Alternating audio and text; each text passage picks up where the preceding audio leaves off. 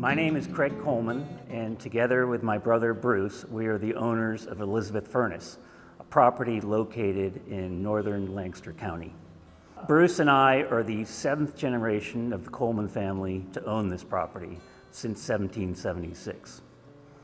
Elizabeth Furnace is a registered National Historic Landmark, which is a designation in recognition of the property's great historical significance to the country.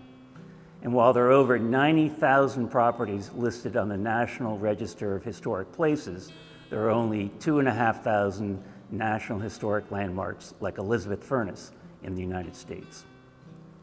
The history of Elizabeth Furnace begins in 1746, when a German immigrant by the name of Jacob Huber purchased 400 acres in northern Lancaster County and built a home as well as a small iron furnace that primarily made wood stoves.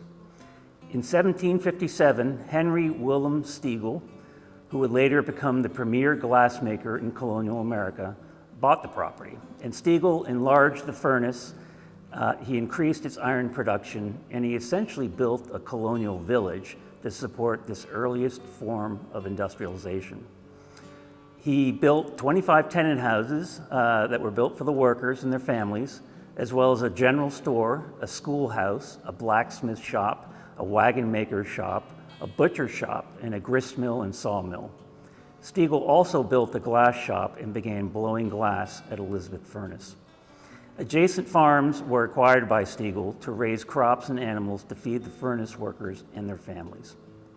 My ancestor, Robert Coleman, purchased Elizabeth Furnace in 1776, and the furnace played a crucial role in the American Revolution, providing munitions for the colonial armies. Robert Coleman went on to own many other furnaces and forges in Pennsylvania, and he was regarded as the greatest iron master of his age.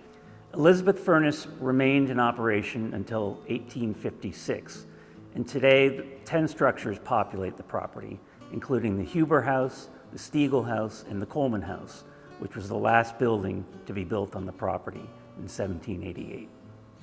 Stable Hollow was recommended to me by our civil engineers.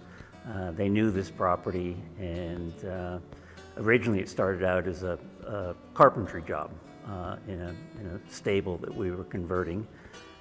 Then we discovered they had a roofing division and a masonry division, and we needed all those trades. When Stable Hollow came on board, they added a level of detail and craftsmanship that typically you can't really find in new construction.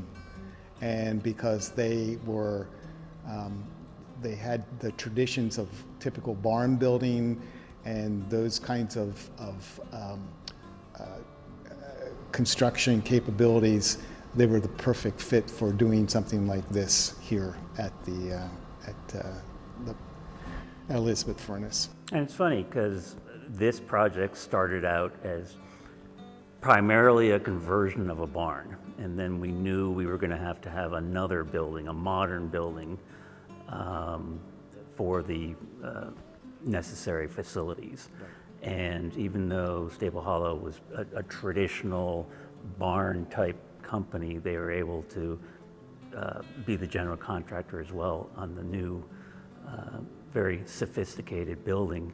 And there are 10 buildings on this property, and 4 years later they have touched every one of those buildings, whether it's roofing material, masonry, carpentry, and their signature is everywhere. Right.